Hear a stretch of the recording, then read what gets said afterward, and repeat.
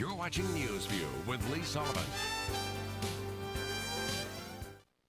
Welcome back. NewsView, visiting with Ron Hart, columnist, author, and Fox News View contributor. And we're going to move to Texas. Texas, close to Arizona. I like Arizona a lot. We'll talk about that later. But the Texas School Board has decided that civics needs to be taught a little more authentically than it may have been. Right. Texas writes the textbooks basically for the country. That whatever's adopted in Texas, because it's a huge state, is usually adopted by California. The textbook writers have to write to accommodate Texas. So this 3-2 board they have in Texas is writing these books is a real story, and it's been covered pretty well.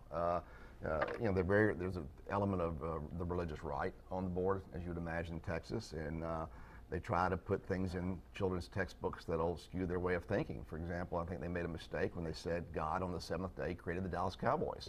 I find that objectionable. But You think it was earlier in the week? I don't know. I did not know that.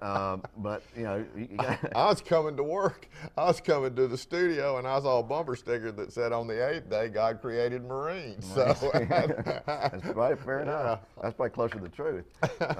You know, Texas is a different state. I like Texas a lot. I mean, Governor Perry recently was jogging and shot a coyote. Yeah. I mean, he had a gun. I mean, how do you get a gun? I mean, I can't even find a place to put my iPod when I run. I mean, he's got a gun on him, you know, which is not a bad idea. I think Texas. Yeah, it's Texas. I think they'll allow guns at the New York Marathon and make me watch the New York Marathon. Really? You know, it changed the whole dynamic. Make me watch it too. A couple guys come past. Who's left standing. Almost made it to the finish line. Yeah, it's like that Olympic sport where they ski and shoot, right? That type of thing. But you know, it's an important thing. I mean, what's been done there is that, from what I've seen, is they're downplaying the religious right, the role of Thomas Jefferson as a founder, because he was the least religious of the founding fathers.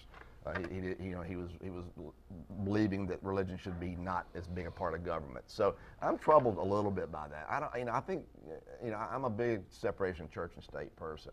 Okay. And I just think you got to be really careful there. And you know, it's schools, you can't codify the Bible into law. You can't codify the Bible into history. I mean, it is a part of history, and people study the Bible, and you have certainly the right, and everyone go to church, and I'm a religious person too, but I just don't think you really do the world any favors when you grade the area between government and religion. It didn't work well with the Muslims and the terrorists. I mean, that's a religious-driven endeavor.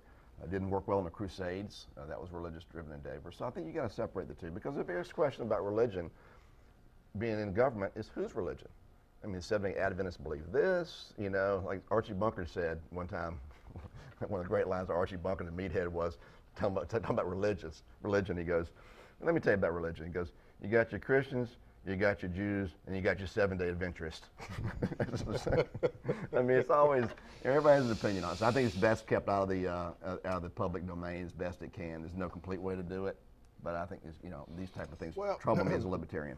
When people bring a personal philosophy to the table, it has got to influence whatever it is that they do. Sure.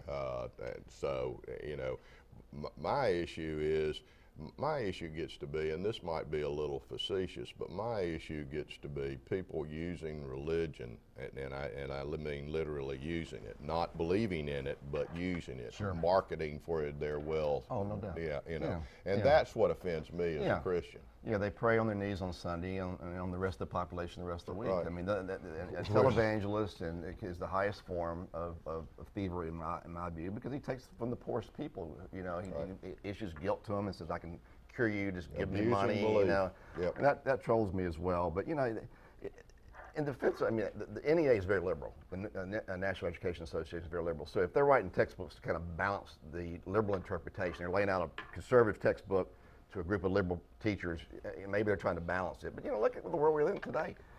There's not an English Protestant on the Supreme Court anymore. The last one just went. Those are my views. What are yours?